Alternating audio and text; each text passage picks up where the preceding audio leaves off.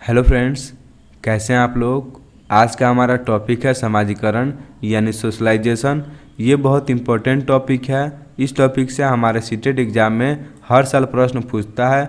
आप सभी पॉइंट को नोट करते हुए चलिएगा। सभी पॉइंट को हम चित्र के माध्यम से बहुत ही कम शब्दों में समझेंगे, ताकि अगर आप एक बार समझ जाएं तो दोबारा आपको इसको पढ़ने की ज़रूरत नहीं पड़े।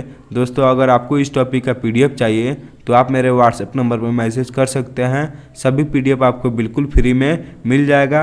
अब आइए दोस्तों, वीडियो को शुरू करते हैं और यह जानते हैं कि समाजीकरण यानी सोशलाइजेशन होता क्या है। अगर हम आसान शब्दों में समझें तो दोस्तों, समाजीकरण हमारा एक प्रोसेस होता है, यानी प्रक्रिया होता है जिसमें मानव समाज द्वारा सीखता है। यहाँ से हमारे एग्जाम में प्रश्न पूछा जाता है कि समाजीकरण होता क्या है, समाजीकरण है क्या।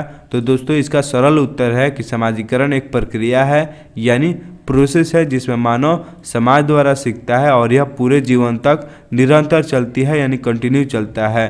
कहने का अर्थ है दोस्तों, समाजीकरण जन्म से शुरू होता है और मृत्यु तक आजीवन चलते रहता है। यहाँ से दोस्तों दो प्रश्न पूछा जाता है। हम दोनों प्रश्न आपको बता दिए कि समाजीकरण है क्या। तो दोस्तों, समाजीकरण एक प्रक्रिया है जिसमें मानव समाज द्वारा सीखता है। इसका नेक्स्ट प्रश्न है कि समाजीकरण कब से शुरू होता है और कब तक खत्म होता है। तो दोस्तों, समाजीकरण कंटिन्यू चलता है, यानी निरंतर चलते रहता है। जन्म से लेकर मृत्यु तक हमारा समाजीकरण चलते रहता है।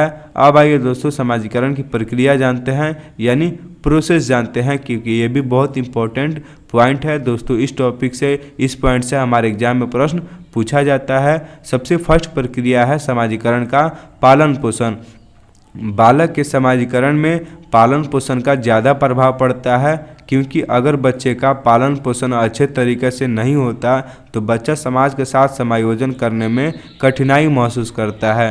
कहने का अर्थ है दोस्तों, बच्चे के समाजीकरण में पालन पोषण का मुख्य भूमिका होता है। अगर बच्चा जब छोटा होता है, उसको दूसरे के साथ व्यवहार करना नहीं सिखाएंगे, उसको मेहमान के साथ कैसे व्यवहार करना है, उसको दूसरे लोगों के साथ कैसे व्यवहार करना है, बड़े लोगों के साथ कैसे व्यवहार करना है, बच्चा जब तक यह नहीं सीखेगा, जब वह बड़ा होगा तो जब वो समाज में जाएगा तो वह दूसरों के साथ समायोजन करने में कठिनाई महसूस करेगा।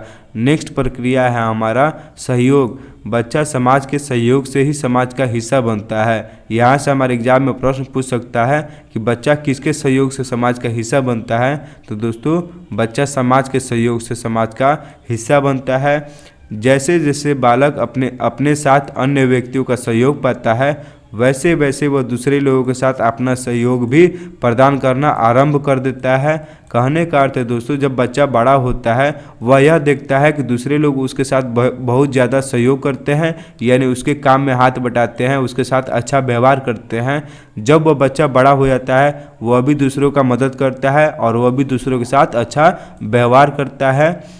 नेक्स्ट प्रक्रिया है हमारा अनुकरण, इमिटेशन। इसका मतलब दोस्तों होता है, अनुकरण का मतलब होता है नकल करना, कॉपी करना।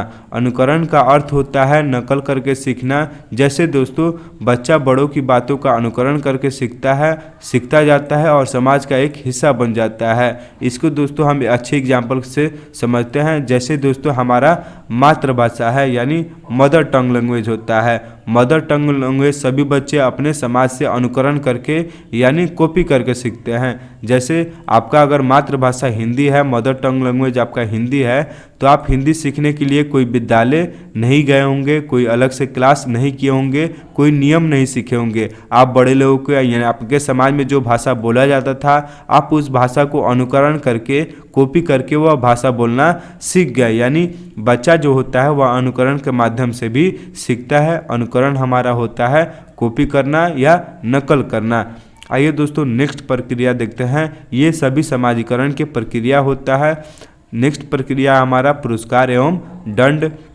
जब बालक समाज के आदर्शों तथा मान्यताओं के अनुसार व्यवहार करता है तो लोग उसकी प्रशंसा करते हैं। इसके विपरीत जब बालक असामाजिक व्यवहार करता है तो उसे दंड मिलता है, जिसके भय से वह ऐसा कार्य दोबारा नहीं करता है। कहने का अर्थ है दोस्तों, जब कोई बच्चा अच्छा कार्य करता है यानी दूसरों के साथ अच्छे व्यवहार करता है तो उसे इनाम मिलता है यानी पुरस्कार मिलता है, और जब वही बच्चा किसी के साथ गलत व्यवहार करता है या चोरी करता है तो उसे दंड मिलता है यानी पनिशमेंट मिलता है, ताकि वह कार्य वह दोबारा नहीं करे। आप समझ गए दोस्तों, जब बच्चा अच्छा कार्य करता है तो उसे पुरस्कार मिलता है, जब बच्चा गलत कार्य करता है तो उसे दंड मिलता है यानी पनिशमेंट मिलता है, ताकि वह कार्य दोबारा नहीं करे। अब आइए दोस्तों समाजीकरण इकाइयों के प्रकार जानते हैं, क्योंकि यह भी हमारा इम्पोर्टेंट है। दोस्तों सभी पॉइंट हम इम्पोर्टेंट पढ़ेंगे जो हमारे समाजीकरण में हैं, जहां से हमारे एग्जाम में प्रश्न पूछा जाता है। तो दोस्तों बच्चे के समाजीकरण के मुख्यतः दो तरह की एजेंसियां काम करती है। दोस्तों ये एजेंसियां हमारे एग्जाम में यहाँ से डायरेक्ट प्रश्न पूछा गया है। जब आप यह टॉपिक पढ़ लेंगे, जब आप प्रीवियस ईयर का सेट लगाइएगा तो आपको सभी पॉइंट आपको इम्पोर्टेंट लगेगा। उस समय आपको यह एहसास होगा कि कितना इम्पोर्टेंट चैप्टर था। तो दोस्तों हमारा दो एजेंसियां होता है, सक्रिय एजेंसी और निष्क्रिय एजेंसी। आइए इन दोनों के बारे में डिटेल्स में समझते हैं। देखिए दोस्तों, सक्रिय एजेंसी को हम एक्टिव एजेंसी बोलते हैं और निष्क्रिय एजेंसी को हम पैसिव एजेंसी बोलते हैं। सक्रिय एजेंसी में इसका बच्चे पर सीधा प्रभाव पड़ता है यानी सीधा प्रभाव पड़ता है। कहने का अर्थ है दोस्तों, सक्रिय एजेंसी का बच्चे पर डायरेक्ट प्रभाव पड़ता है। जैसे आप समझ जाएं कि इसके साथ बच्चे रहता है, जैसे समाज के साथ रहता है, परिवार के साथ रहता है। जैसे आप समझ गए दोस्तों, सक्रिय एजेंसी वो होता है जहां बच्चे डायरेक्ट सीखता है यानी उसका डायरेक्ट प्रभाव पड़ता है। जैसे बच्चा अपने परिवार के साथ रहता है, उसके बच्चे पे डायरेक्ट प्रभाव पड़ता है, यानी परिवार में सभी लोग आपस में मिलजुल के रहते होंगे तो बच्चा भी मिलजुल के रहना सीखेगा। यानी बच्चे का बेस्ट समाजीकरण कहाँ होता है? परिवार में होता है, दोस्त में होता है। जैसे सभी दोस्त उसके अच्छे होंगे, आपस में गाली गलौज से बात नहीं करते होंगे, अनुशासन में रहते होंगे, तो बच्चा भी अनुशासन में रहना सीख जाएगा। यानी दोस्तों अगर सरल शब्द में यह समझे तो सक्रिय एजेंसी वो होता है जहाँ बच्चे पर डायरेक्ट प्रभाव पड़ता है, यानी बच्चा वहाँ से ज़्यादा सीखता है। जैसे एक और एग्जांपल दोस्तों, बच्चे विद्यालय में बहुत ज़्यादा सीखते हैं क्योंकि बच्चे विद्यालय में बहुत ज़्यादा समय बिताते हैं। वहाँ बच्चे अनुशासन सीखते हैं, दूसरों के साथ कैसे व्यवहार करते हैं। ये सभी दोस्तों हमारे सक्रिय एजेंसियाँ हो गई यानी एक्टिव एजेंसियाँ हो गई जहाँ बच्चे पर डायरेक्ट प्रभाव पड़ता है। नेक्स्ट हमारा निष्क्रिय एजेंसी यानी पैसिव एजेंसी। इसका बच्चे पर डायरेक्ट प्रभाव नहीं पड़ता है, इनडायरेक्ट प्रभाव पड़ता है। इसका बच्चे पर सीधा प्रभाव नहीं पड़ता है यानी इनडायरेक्ट प्रभाव पड़ता है। इसका एग्जाम्पल देखते हैं, जैसे पुलिस स्टेशन, सार्वजनिक पुस्तकालय, रेलवे स्टेशन, एयरपोर्ट आदि। ये दोस्तों सभी ऐसे एग्जाम्पल है जहाँ बच्चे पर डायरेक्ट प्रभाव नहीं पड़ता है। यहाँ से बच्चे ज़्यादा समाजीकरण नहीं सीखता है। जैसे लाइब्रेरी में बच्चा समाजीकरण करना ज़्यादातर नहीं सीखता है, बहुत कम सीखता है। वह बच्चा विद्यालय में ज़्यादा समाजीकरण सीखता है, अपने परिवार में ज़्यादा सीखता है। बच्चे विद्यालय में क्या समाजीकरण सीखेंगे? बहुत कम सीखेंगे। वहाँ बच्चे पढ़ के सीखते हैं, अपने किताबों में पढ़ते हैं कि दूसरों के साथ कैसे व्यवहार करना चाहिए, यानी इनडायरेक्ट वह सीखते हैं समाजीकरण। सक्रिय एजेंसी में दोस्तों यहाँ से अगर हम दोनों को एक साथ पढ़े तो सक्रिय एजेंसी में बच्चा डायरेक्ट व्यवहार करना सीखता है, यानी डायरेक्ट समाज में कैसे रहना चाहिए वह सीखता है। और दोस्तों निष्क्रिय एजेंसी में बच्चा इनडायरेक्ट सीखता है यानी दूसरों के माध्यम से सीखता है। जैसे बच्चे पुस्तकालय में यानी लाइब्रेरी में पुस्तकों से सीखते हैं कि समाज में कैसा व्यवहार करना चाहिए। तो दोस्तों ये इनडायरेक्ट हो गया, सक्रिय हो गया, हमारा डायरेक्ट हो गया। दोनों का एग्जाम्पल आप देख लीजिए। अब आइए दोस्तों समाजीकरण की इकाइयाँ देखते हैं। ये भी हमारा इम्पोर्टेंट पॉइंट है। सबसे फर्स्ट इकाइयाँ हैं इसका परिवार।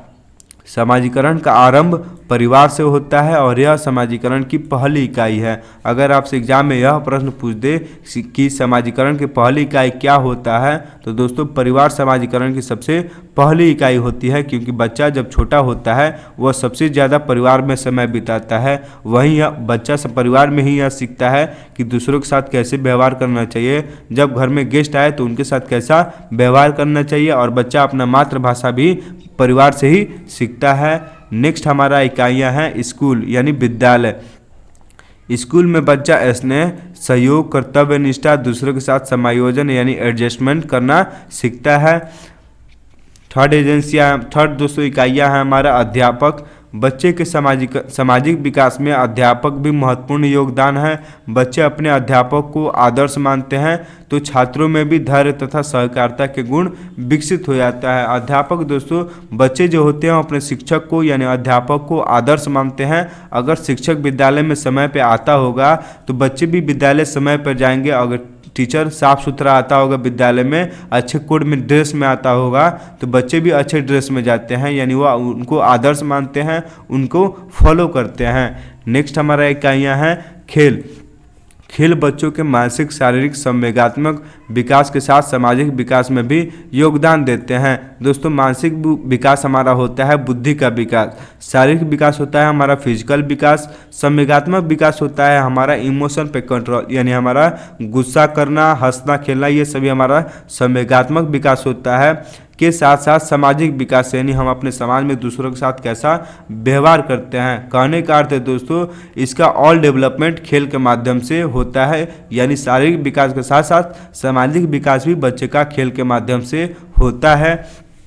एक टीम में रहकर बच्चे सहयोग की भावना विकसित करते हैं, उनको अनुशासन में रहना पड़ता है। हारने के बाद भी उनको अपने संवेगों यानी अपने इमोशन पर नियंत्रण रखना पड़ता है और विजयी टीम को बधाई देनी पड़ती है। दोस्तों, एक एग्जांपल से समझे तो आप जब भी मैच देखे होंगे यानी क्रिकेट देखे होंगे, दो टीमों में क्रिकेट होता है। अगर एक टीम का प्लेयर हार जाता है तभी वह दूसरी टीम को बधाई देता है, जीत की बधाई देता है, क्योंकि उनमें अनुशासन होता है और वह अपने इमोशन पे यानी अपने संवेगों पर कंट्रोल करना सीख जाते हैं। वह यह सीख जाते हैं कि कब हमें गुस्सा होना है, कब हमें हंसना है, कब हमें क्या करना है, यानी अपने संवेग पर, अपने इमोशन पे कंट्रोल वह खेल के माध्यम से सीखते हैं। अब आइए दोस्तों कुछ प्रीवियस ईयर क्वेश्चन करते हैं जो हमारे एग्जाम में प्रश्न पूछा गया है।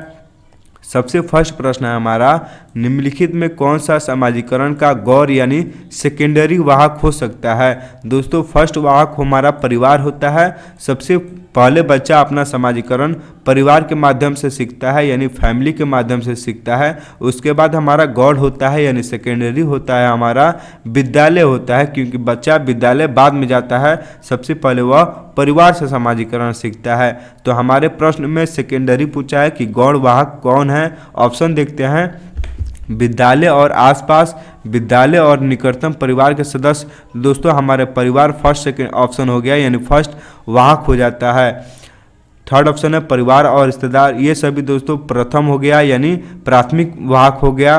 गौर वाहक पूछ रहा है हमारे क्वेश्चन में। फोर्थ ऑप्शन हो गया परिवार और आसपास। तो दोस्तों, हमारा सबसे फर्स्ट ऑप्शन होगा विद्यालय और आसपास। आप दोस्तों समझ गए होंगे, प्राथमिक वाहक होता है हमारा परिवार, सेकेंडरी यानी गौर वाहक होता है हमारा विद्यालय, क्योंकि बच्चा सबसे पहले अपना समाजीकरण कहाँ सीखता है, सामाजिक विकास कहाँ सीखता है, परिवार में, उसके बाद विद्यालय में जाता है। आप ये दो पॉइंट नोट किए होंगे कि इन तीनों ऑप्शन में परिवार आता है, परिवार आ रहा है, तो दोस्तों ये हमारा प्राथमिक होगा, तो ये ऑप्शन हमारा गलत हो जाएगा। ये आप सबसे फर्स्ट ऑप्शन विद्यालय है और आसपास है, तो दोस्तों ये ऑप्शन हमारा सही होगा, यानी फर्स्ट ऑप्शन हमारा सही होगा।